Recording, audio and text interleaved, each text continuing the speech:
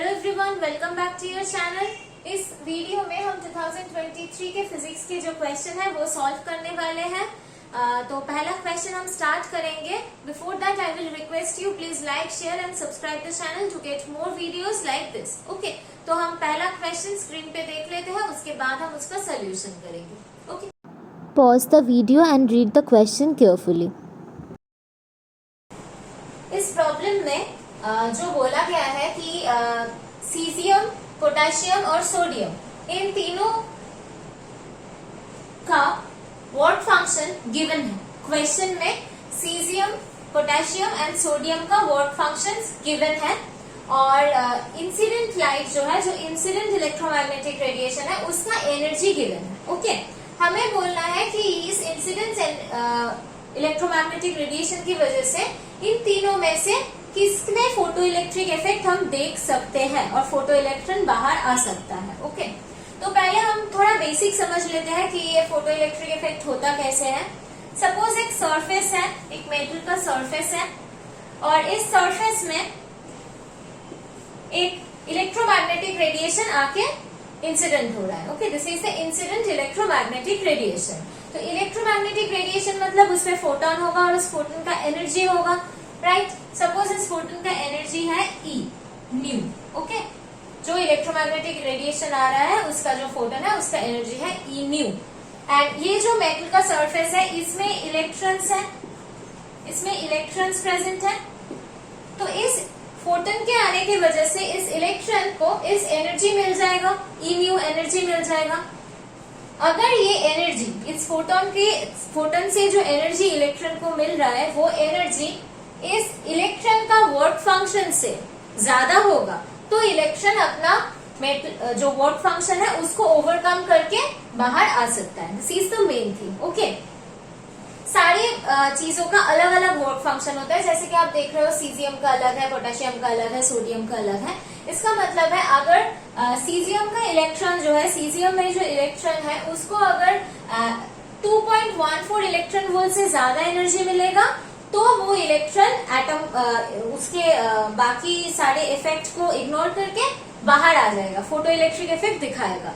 अगर पोटेशियम के जो इलेक्ट्रॉन है उसको अगर 2.30 इलेक्ट्रॉन वोल्ट से ज्यादा एनर्जी मिले तब वो बाहर आ सकता है। और सोडियम का जो इलेक्ट्रॉन है उसको अगर 2.75 इलेक्ट्रॉन वोल्ट से ज्यादा एनर्जी मिले तब वो बाहर आ सकता है। ओके, तो अगर सीजियम के इलेक्ट्रॉन को 2.41 से कम एनर्जी मिले या जस्ट 2.41 एनर्जी मिले, अगर जस्ट 2.14 एनर्जी मिले तो वो जस्ट सरफेस में आएगा, फिर उसका कोई काइनेटिक एनर्जी नहीं रहेगा। अगर 2.14 से कम एनर्जी मिले सीजियम को इलेक्ट्रॉन को तो इलेक्ट्रॉन उसका जो इफेक्ट है बाकी सारे इलेक्ट्रॉन्स के जो इफेक्ट्स की वजह से वो जो अटका हुआ है ना मेटल पे, उससे बाहर नहीं आ पाएगा। तो सीजियम से इलेक्ट्रॉन बाहर निकालने के लिए हमें ऐसा कोई इलेक्ट्रोमैग्नेटिक रेडिएशन उस पे इंसिडेंट करवाना है जिसका एनर्जी, जिसका फोटोन का एनर्जी 2.14 इलेक्ट्रॉन वोल्ट से ज्यादा हो। और अगर ये सेम चीज हमें पोटेशियम पे करना है तो 2.30 इलेक्ट्रॉन वोल्ट से ज्यादा एनर्जी वाला इलेक्ट्रोमैग्नेटिक रेडिएशन हमें इंसिडेंट करवाना है। अगर सोडियम में करना है तो 2.75 इलेक्ट्रॉन वोल्ट से ज्यादा एनर्जी वाला फोटोन उस पे हमें इंसिडेंट करना है। ओके, तो यहाँ पर हमारा इंसिडेंट एनर्जी गिवन है, that is 2.20 volt, sorry electron volt, 2.20 electron volt ये गिवन है। तो इससे हम देख पा रहे हैं सीजियम से इलेक्ट्रॉन निकालने के लिए हमें 2.14 इलेक्ट्रॉन वोल्ट से ज्यादा एनर्जी चाहिए। ये एनर्जी 2.14 से ज्यादा है, तो ये इंसिडेंट जो रेडिएशन आ रहा है, ये रेडिएशन सीजियम से इलेक्ट्रॉन निकाल सकता है by photo electric effect. But potassium से अगर हमें इलेक्ट्रॉन निकालना है तो 2.30 से ज्यादा एनर्जी चाहिए। 2.20 is less than 2.30, so potassium से इलेक्ट्रॉन ये नहीं निकाल पाएगा।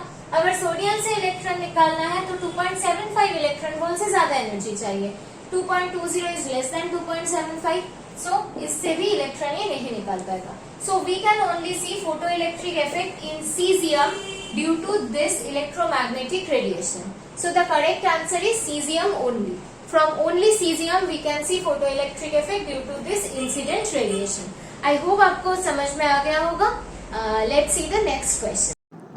Pause the video and read the question carefully.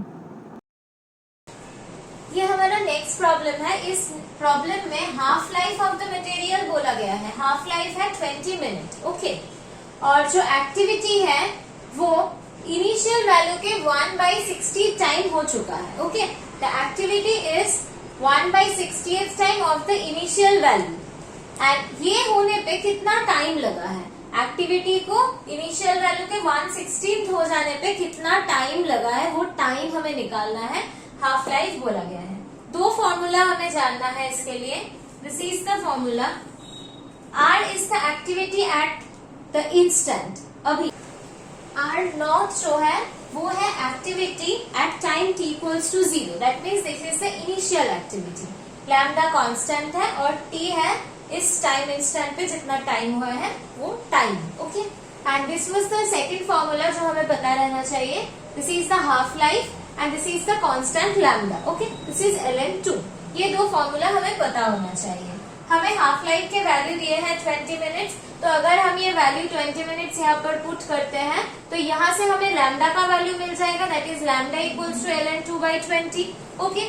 ये लैम्डा का वैल्यू हम इस इक्वेशन में अभी पुट करने वाले हैं। हमें बोला गया है अभी जो एक्टिविटी है वो इनिशियल वैल्यू के 1/60th है, तो हम लिख सकते हैं that r is equals to r naught into 1/60। So इस r के वैल्यू हम यहाँ पर पुट कर चुके हैं, r not divided by 60, and this is r not, and यहाँ पर लैम्डा का वैल्यू हम यहाँ पर पुट कर चुके हैं, ठीक है। This r naught will cancel out, so ln 1/16 is equals to ln e to the power minus t ln 2/20।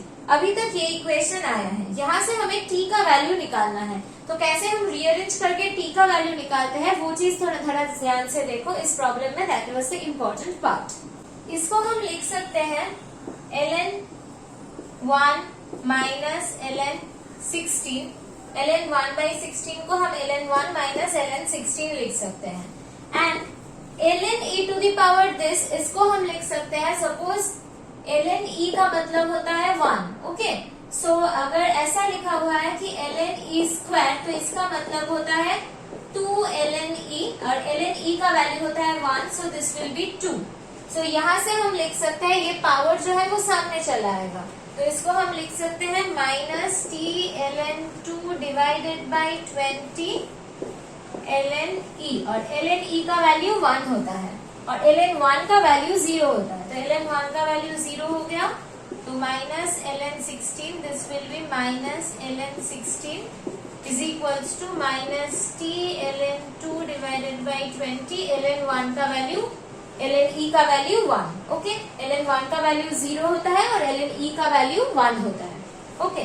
सो यहाँ से माइनस माइनस चला जाएगा, यहाँ पर हमें मिलेगा ln 16 is equals to t ln 2 divided by 20, और 16 का वैल्यू हमें पता है 2 टू द पावर 4 होता है, तो यहाँ पर हम लिख सकते हैं ln 2 to the power 4 divided by ln 2 is equals to t/20। I hope इतना तक समझ में आया होगा। तो इसको हम लिख सकते हैं 4 ln 2 डिवाइडेड बाई ln 2, ये पावर सामने आ जाएगा, is equals to t divided by 20। ln 2 will cancel each other, t is equals to 20 into 4 minute, that is equals to 80 minute।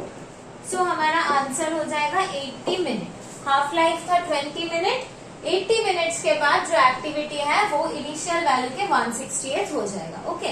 इस प्रॉब्लम में ये दो फॉर्मूला तो पता होना चाहिए, एक हाफ लाइफ का एक एक्टिविटी का, उसके साथ जो इम्पोर्टेंट है ये लॉगरिथम का फंक्शंस कैसे होता है वो भी हमें पता होना चाहिए, ओके। ये कुछ बेसिक्स ऑपरेशन है ln log के जो आपको पता होना चाहिए। ln e is equals to 1 होता है, ln 1 का वैल्यू 0 होता है, ln x का स्क्वायर, इसका मतलब होता है 2 ln x। 2 की जगह अगर हम लिखे कि ln x to the power y, so इसका मतलब y यहाँ पर आ जाएगा, this will be y ln x, okay. And ln x minus ln y is equals to ln x by y।